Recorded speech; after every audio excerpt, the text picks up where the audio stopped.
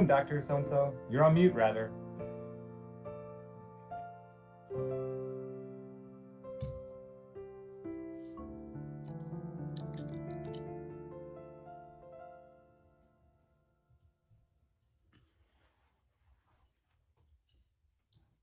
$430,447.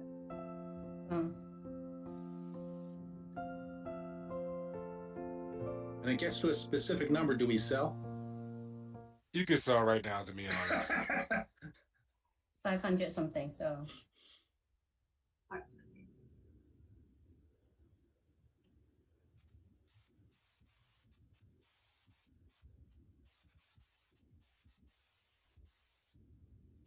All right, Alex, this one you know, I think.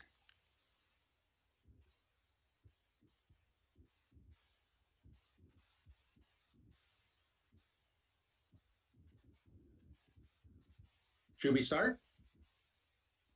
So welcome everybody to the mock study section. Our SRO, Brian Hawshaw, will start with introductions and then we can get started.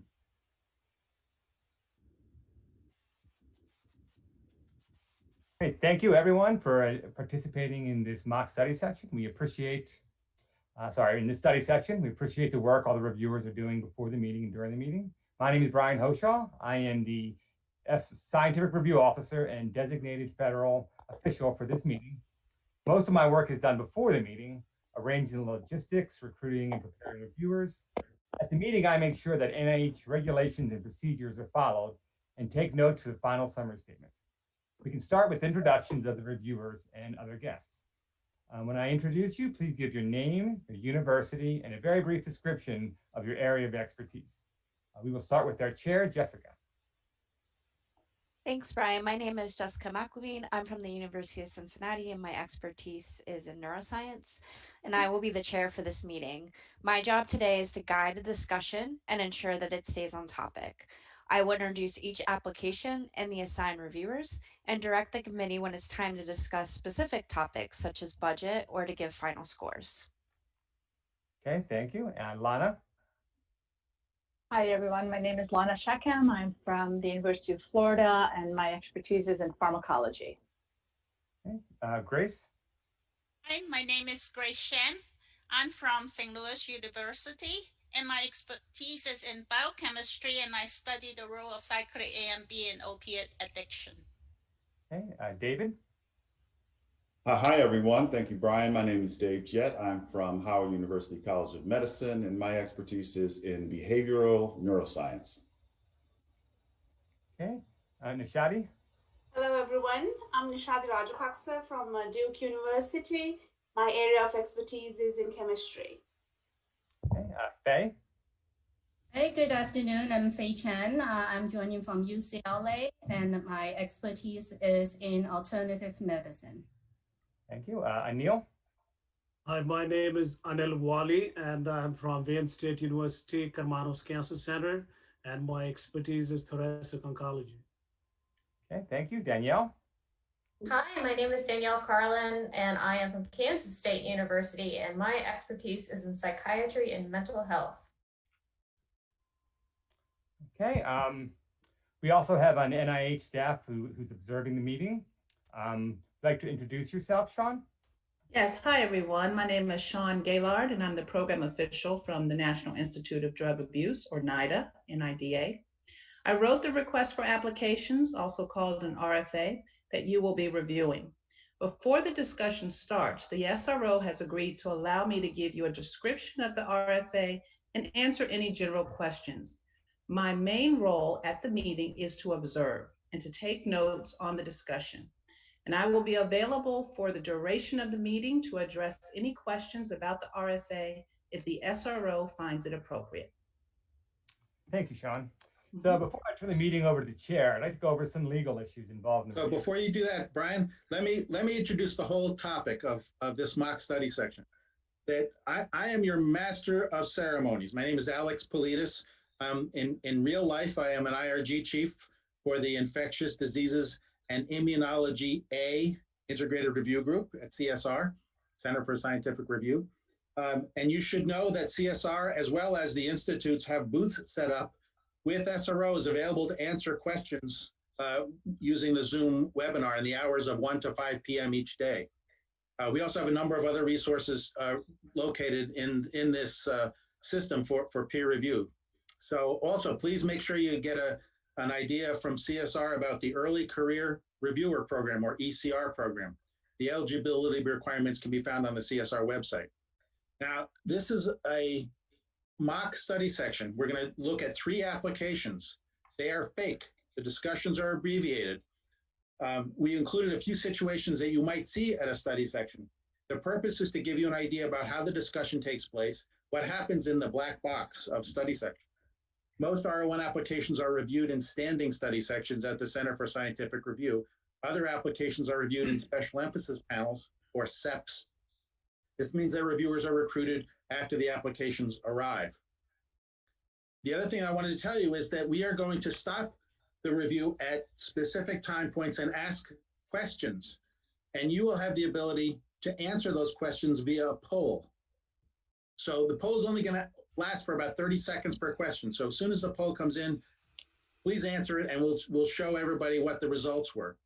In addition, if you have questions about the peer review process that come up as a result of seeing this mock study section, go to the Q&A section in the Zoom screen at the bottom, not the chat. I'm not going to look at the chat. I'm going to look at the Q&A, and I will try to answer questions in real time at the Q&A, and then a few of them I may actually bring up to the panel verbally so we can get an answer from Brian and his team.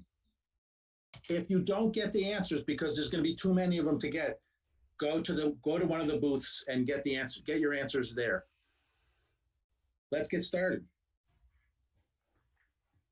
Okay, so before I turn this meeting over to our chair, I'd like to go over a couple of legal issues involved in the review. Confidentiality. Everything we discuss about the applications is confidential, so everything we discuss here must stay in this review meeting. Please don't discuss it with anyone back at your labs, back at your homes, or even outside the hallway or breakout rooms for virtual meetings. Conflict of interest. Thank you everyone for identifying your conflict of interest ahead of time. If you are in conflict with an application, we will have you leave the room, or in this case, we will put you in a waiting room so you are not present for the discussion. So when we go to other applications, please don't refer to previous or future applications because people might be in conflict with those. And finally, scientific misconduct. If you suspect any misconduct in the application, please contact me privately before the discussion. We want to make sure we give the PIs the benefit of the doubt before the topic comes up during discussion, and the application might have to be deferred. So here's a brief summary of the review format for this meeting, and this is typically how all applications are reviewed. First, the chair, Jessica, will introduce the application and assign reviewers. Then the assigned reviewers will give their preliminary overall score. Next, we ask reviewer 1 to give a brief overview of the application, maybe 2 to 3 sentences describing the aims. Each reviewer will, next is, lost my space there. Then the reviewer will give will hit the strengths and weaknesses of each criteria. We move on to the other reviewers. You can say anything that was left out, or something you might disagree with a different reviewer.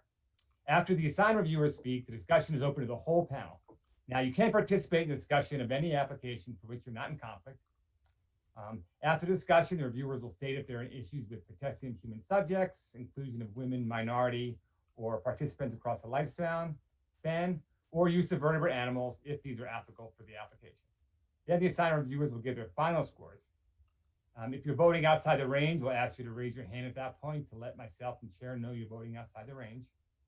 After final scoring, we'll discuss any issues with the budget, resource sharing plan, or authentication of key biological or chemical weapons. So before we begin, do we have any questions from the reviewers? Yes, I have a question about scoring. What is the cutoff for funding? That is, can you tell me what score I should give an application if I want it to be funded? Stop the review. So the first polling question is here. And the question is, should the SRO let reviewers know what score to give if they want the application to be funded? Answer the poll, we'll give you 30 seconds. And we won't sing the Jeopardy song in between.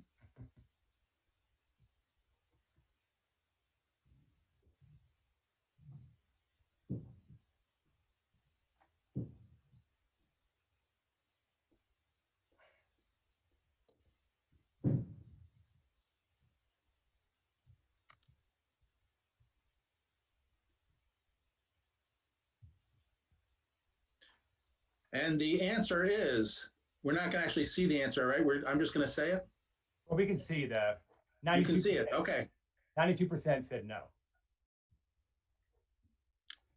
So what's the answer? So thank you for asking that.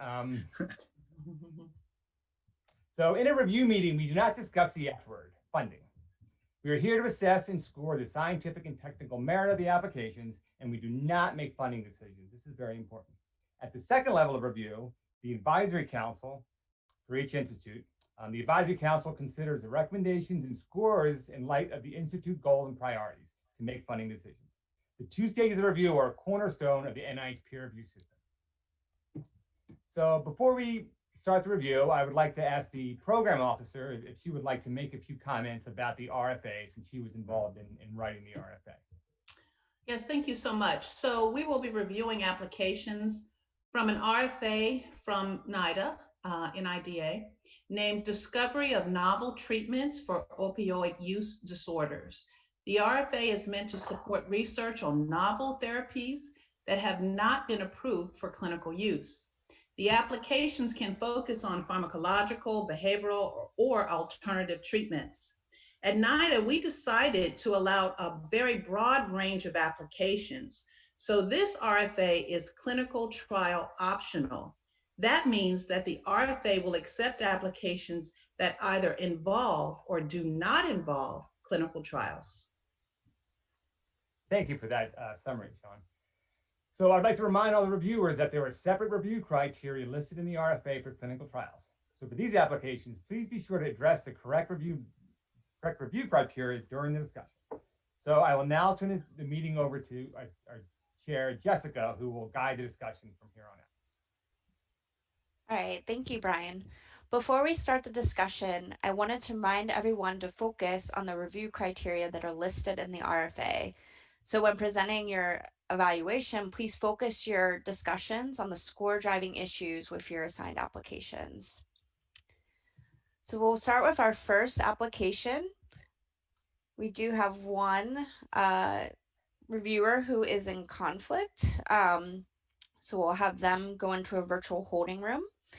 And so this is an application from Jane Johnson, and she is an early stage investigator.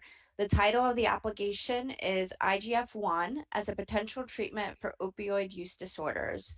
And so Dr. Wally was in conflict, so they have stepped out of the room. And so the assigned reviewers are Dr. Shakem, Shen, and Jet. Can the assigned reviewers please give your preliminary impact scores? Thank you. I gave it a score of 2. And I give an initial score of 3. Well, actually, I gave it an initial score of 5, but I did read the preliminary critiques, so I'll mostly likely adjust my score based on the comments from the other reviewers. Okay, Dr. Shakem, can you please start with your review? Sure. So this is an application that proposes to leverage some recent and really exciting discoveries with insulin-like growth factor, IGF-1. Mostly to see if it can be used for treatment for opioid use disorder. The first 2 aims involve biochemistry and pharmacology experiments to develop IGF-1 as a therapeutic. And the third aim will examine the effects of IGF-1 in preclinical studies. I'm really excited about the potential impact of this study. The application clearly addresses the rigor of the prior research by pointing out the strengths and the weaknesses of the published research that support this project. In addition, the use of male and female rodents in the animal models of AIM-3 is a strength. The approach section is detailed, and all the necessary information needed to assess the experiments is clearly presented. Therefore, the scientific rigor is strong as well. The application is innovative and the environment is stellar. I had some concerns with the design of one of the aims, but these concerns are minor.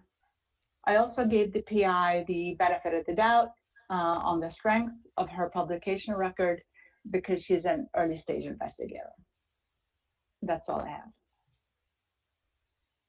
All Right. I agree with the first reviewer's comment, so I won't repeat all the strengths that she have listed. I just want to add that I'm very impressed that all the expertise required for the aims proposed, such as biochemistry and pharmacology, is well represented on the research team. This increases my confidence that the PI will be able to accomplish the aims. Well, of course, my focus was on the preclinical and behavioral tests in AIM 3. This aspect of the application has some flaws in the design. I personally do not agree with the control the PI chose. For the one aim, this is an issue, but hearing the comments from other reviewers on the potential impact of the research, I will adjust my final score so it reflects the whole application. All right, now that we've heard from the assigned reviewers, the discussion's now open to the rest of the panel. I have a question about the pharmacology expertise. Does the application have expertise working with this specific growth factor? Because it can be tricky to work with. Oh, I'm the program officer. Can I please address that issue since I've been advising the applicant on this application? Stop the review. Here is your second polling question. So can the program officer jump into the conversation to answer this question? Is that of a benefit to the panel? Please vote your conscience.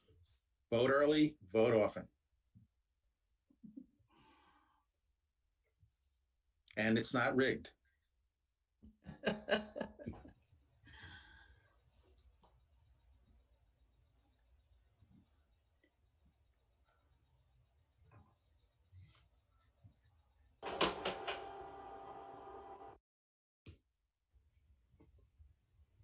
And it's somewhat of a mixture, Brian. Mm-hmm. So why don't you go through that? Okay. So thank you for asking, but no, Sean, this would not be appropriate.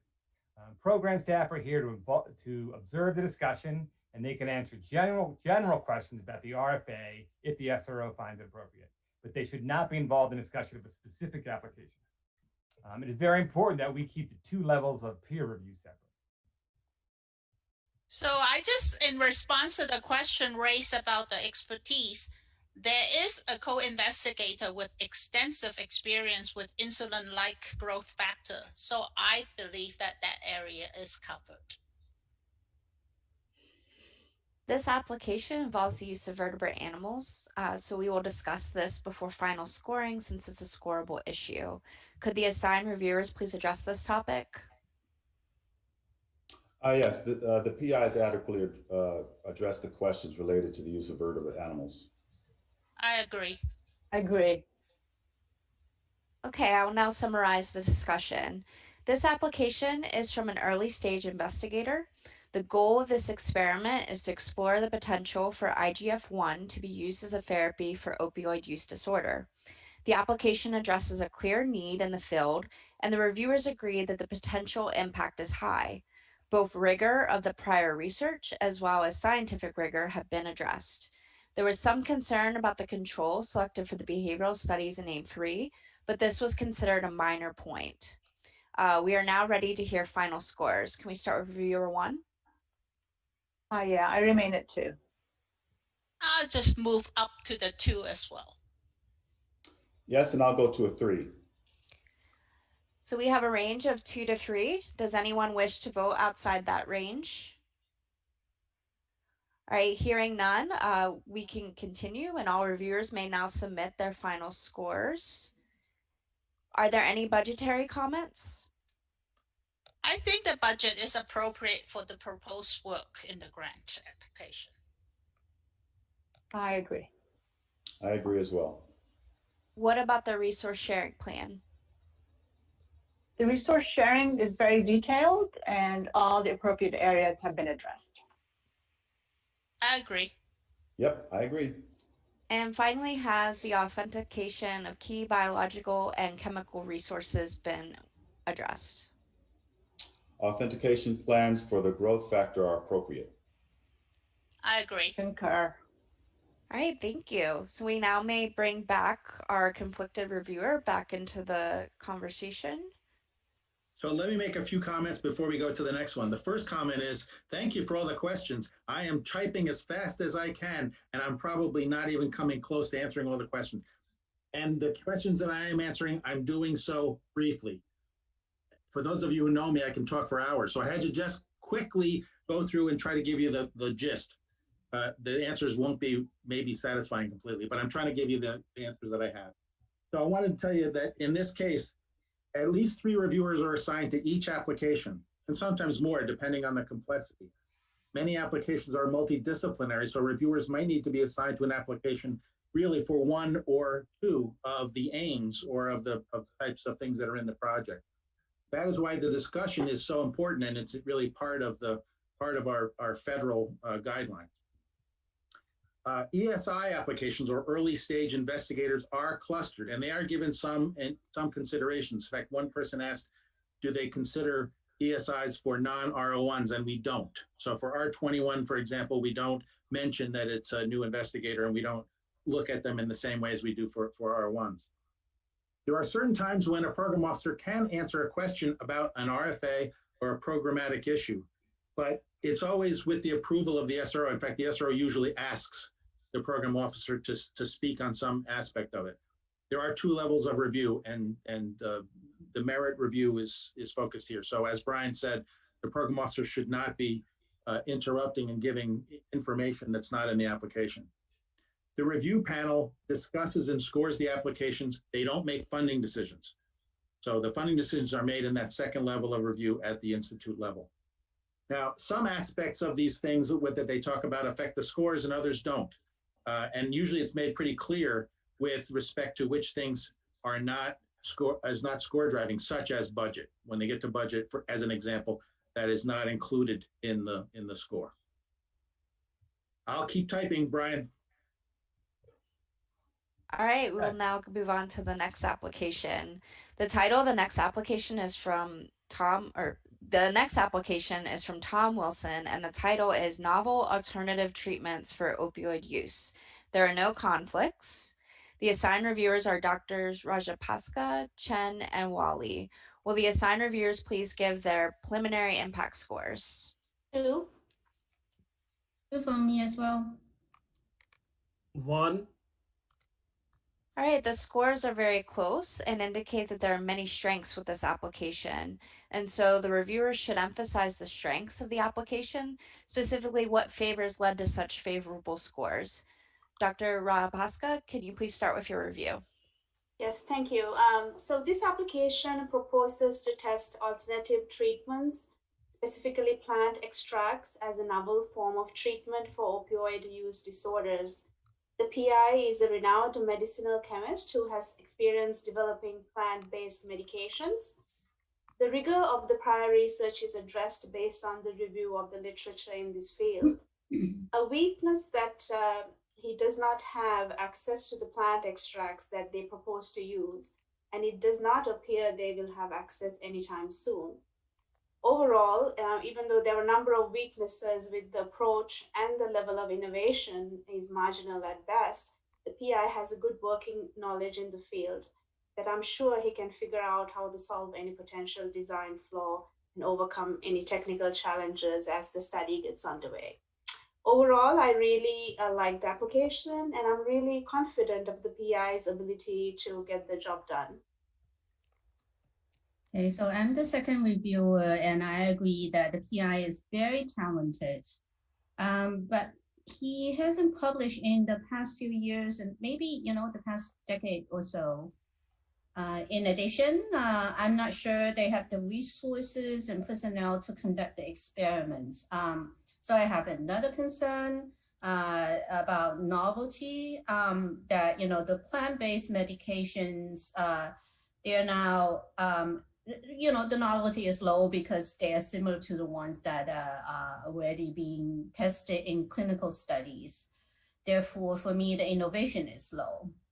But overall, I agree with the first reviewer. This is a good application. Hi, this is reviewer 3. The PI is very well known.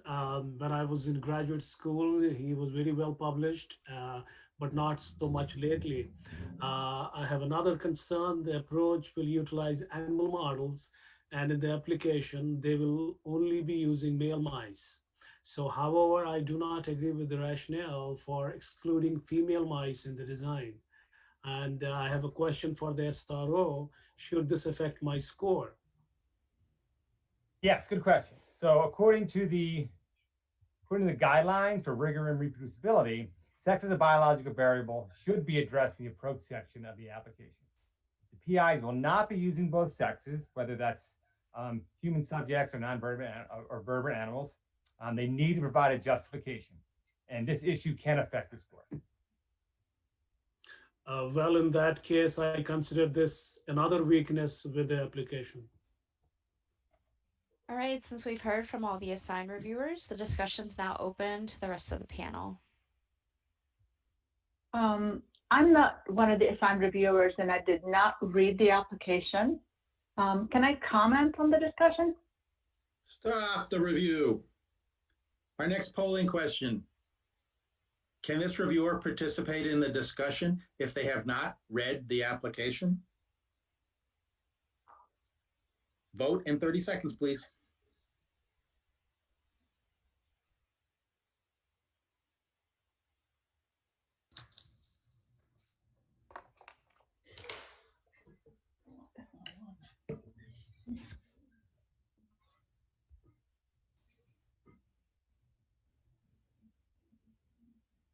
And our survey says, very mixed.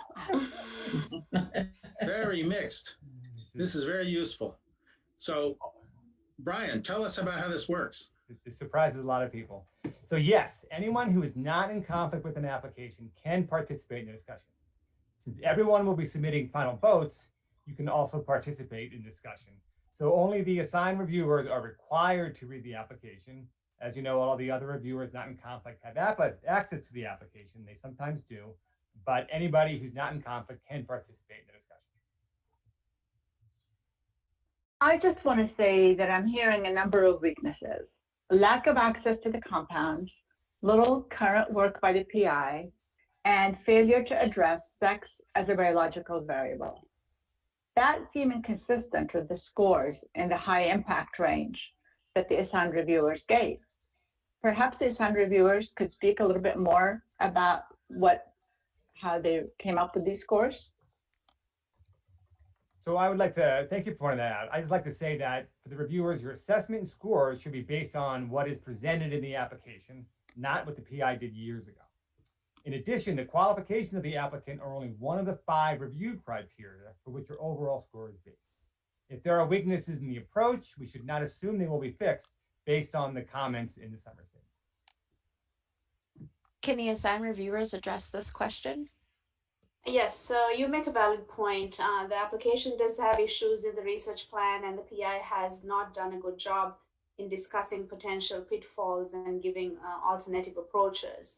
After hearing additional weaknesses from the other reviewers and realizing that my score might not reflect the number of weaknesses, I think I'm going to adjust my score.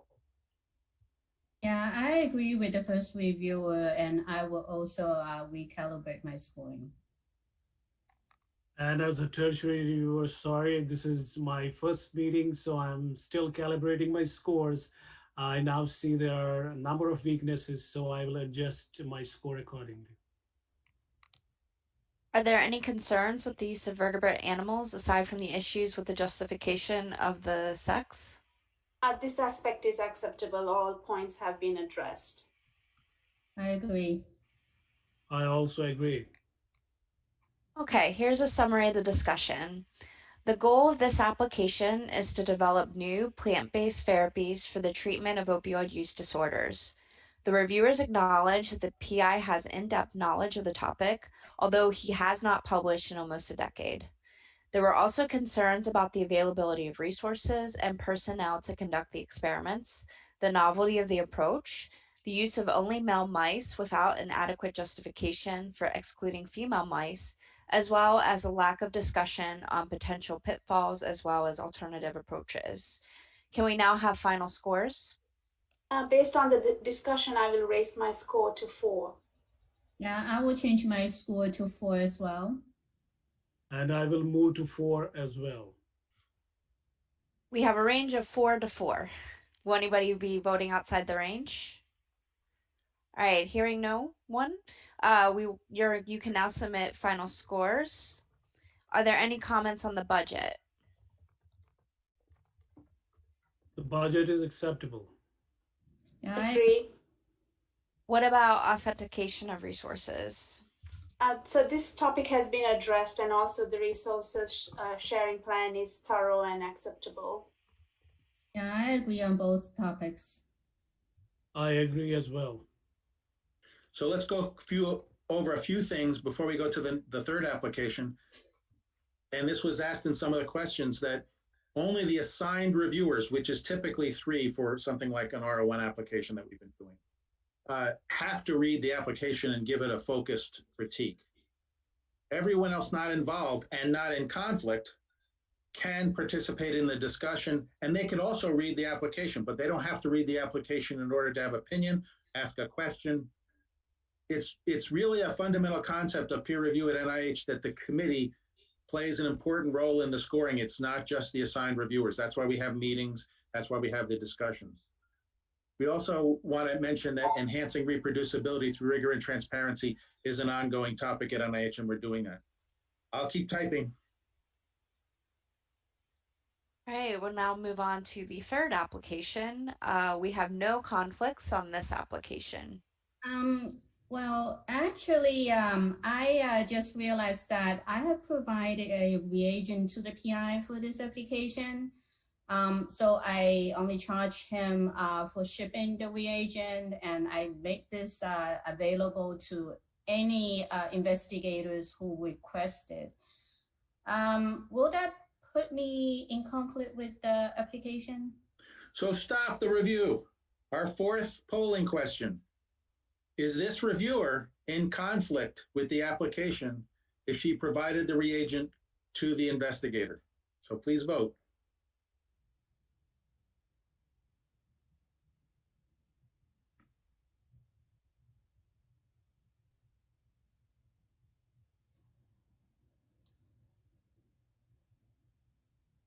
And our survey says, again, it's a mixture. So, Brian, you have to straighten these people out. Thank you. That was a very good question. This is a bit of a nuanced part of review, but so if you're providing a reagent and only charging for shipping, it is not a conflict as long as it is something that you would provide to any researcher. And most importantly, you're not engaged in a collaboration in any way with the PI. Okay, thank you for the clarification. So in this case, I'm not in conflict, but I just wanted to be sure. Thank you. The next application is from George McPhee, and the title is A Clinical Trial Examining Cognitive Behavioral Therapy for Opioid Use Disorder. The assigned reviewers are Drs. Carlin, Marmale, and Jet. Can the assigned reviewers please give their preliminary scores? Yes, I gave this a 3. I gave it 6. I gave it a 3. Dr. Carlin, can you please start with your review? I'd be glad to. So this application proposes what I consider to be a highly novel use of cognitive behavioral therapy to treat opioid use disorders.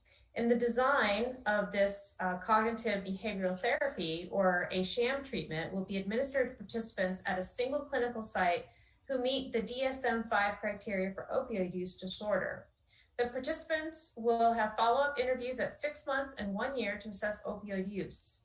There have been other studies that examine the effects of this application on opioid use, but this application proposes a novel treatment plan that is based on a recent paper that has some exciting results.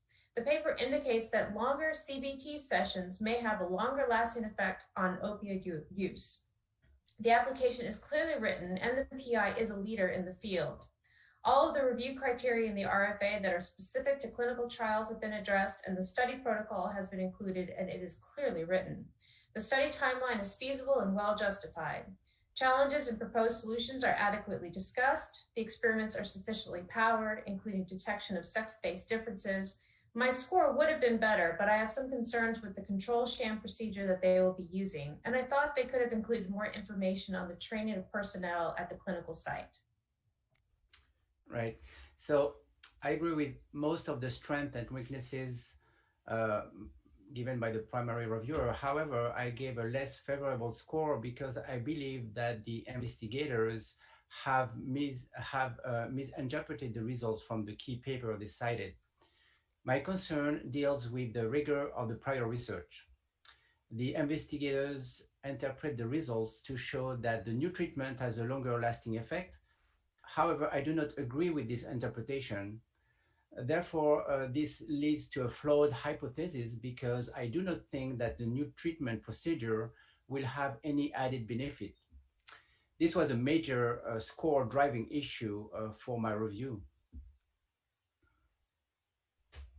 Yes, I agree with the first reviewer, but I think I have to disagree with the comments of the second reviewer. I actually believe the rigor of the prior research is solid. All right, now that we've heard from the assigned reviewers, the discussion is now open to the rest of the panel. Okay, so whereas I wasn't an assigned reviewer for this application, I did go ahead and read it out of curiosity. I actually agree with Dr. Marmillo. The intellectual foundation of this application is extraordinarily weak. The PI did not understand the results and the implications of this paper. It sounds like we have a range of scores here. Would the assigned reviewers like to address the issue of rigor of prior research? Well, I saw the comments and the critiques and went back to look at those papers. I think the PI's hypothesis is still based on scientifically rigorous arguments. Even if there are some concerns, this experienced PI and team will be able to address the issues and move forward based upon the pitfalls and backup strategies. I have to say that I respectfully disagree with your assessment. Well, it appears that the reviewers could not come to a consensus, which they absolutely do not have to do. Can the reviewers please comment on the protection of human subjects as well as inclusion plans? Yes, trained therapists will implement the CBD protocol, and all necessary precautions are in place to ensure the safety of the participants. They plan to recruit an equal number of men and women, and the projected minority recruitment is also acceptable. Children will not be included in the study, and their plan to recruit participants from ages 18 to 85 is also acceptable. Okay, I'll now summarize the discussion. This application aims to study the effects of cognitive behavioral treatment on opioid use disorders. The application proposes a randomized clinical trial for participants over the age of 18. All of the clinical trial review criteria listed in the RFA have been addressed. The rationale for the study is based on a recent paper that may indicate beneficial effects of a longer therapy session. However, the reviewers do not all agree on the interpretation of the results of this paper and how much they support the hypothesis of this application. Thus, the enthusiasm of the assigned reviewers appears to vary widely for this application. Can we have final scores? Yes, I'll stick with my 3. Well, I still have major concern with the concept of a flawed hypothesis, in my opinion. Therefore, I am still at 6. Yes, and I think I'm going to stay at 3. Does anyone wish to vote outside the range of 3 to 6? Hearing none, we have, it seems, 2 differing opinions on this application, so the reviewers can vote their conscience. But you do not have to score the average of the range. Rather, you can score with whomever you're convinced the most by. Are there any comments on the budget? Yes. So I felt that the budget is excessive for the amount of work proposed. The present effort from the personnel is too high, and they overestimated the costs. Can we lower the budget in the application? So yes, Philippe, good question. So yes, you can make recommendations on the budget for NIH staff. Do you have any specific recommendations that you'd like to make? Yes, I would like to recommend that the personnel request for one of the technicians be eliminated and that the supply budget be reduced by $50,000 a year. So do the other assigned reviewers agree with these comments? Yes. Yes. Okay, great. So I'll make a note of this in the final summary statement, and please make sure those comments are in your final critiques as well so that the applicant will see them. What about the authentication of chemical and biological resources? Well, actually, this topic is not applicable for this application since there are no biological or chemical resources that need authentication. Finally, can the reviewers address the resource sharing plan? Yes, the application does not address this topic, so it's not acceptable. Do the other assigned reviewers agree? Yes, it was not addressed in the application. And yes, I agree with the other two reviewers. Great, thank you for that. I'll make a note of this in the final summary statement, and again, make sure, even though it is an effective score, make sure these comments are in your final critique.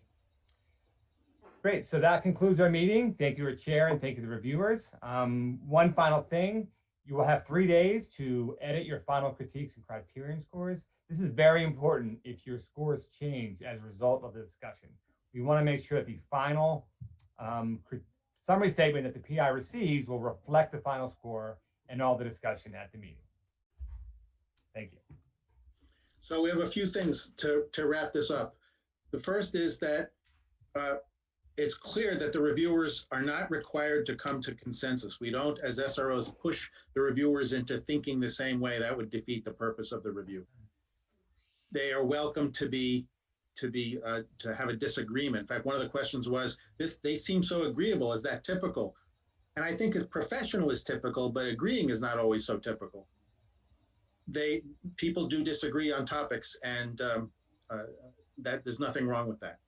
So conflict of interest is very important, and it's a complex topic. There have been several questions about conflict of interest. Some are very obvious. Others look at the appearance of conflict. We always want a thorough and fair review, and so the SROs are trained sort of ongoing, and we continually think about how to determine whether something is a conflict. We tell our reviewers to be conservative and let us know if they think that something is a conflict.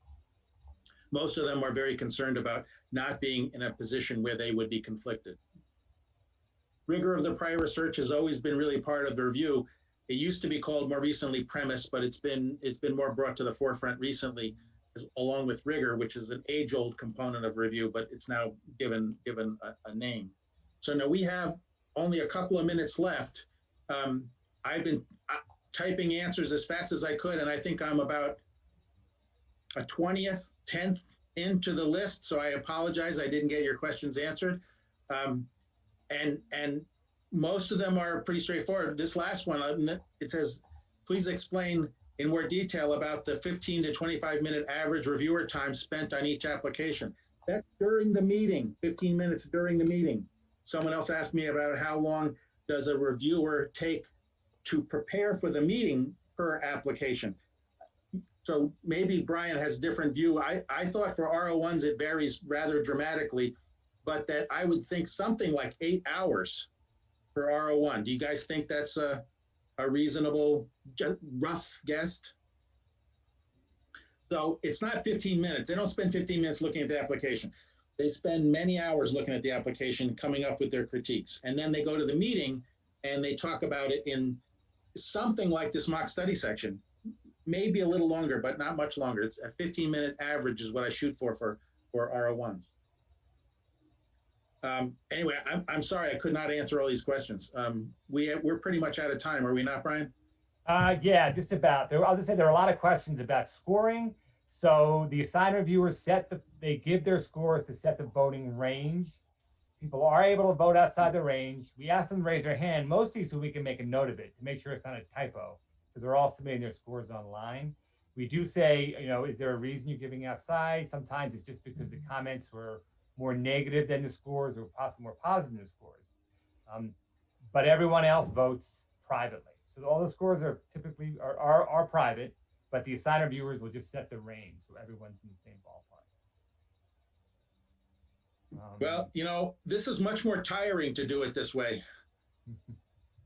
I had to try to make sure I followed you guys and didn't miss up on the next questions, but meanwhile, my fingers are sore.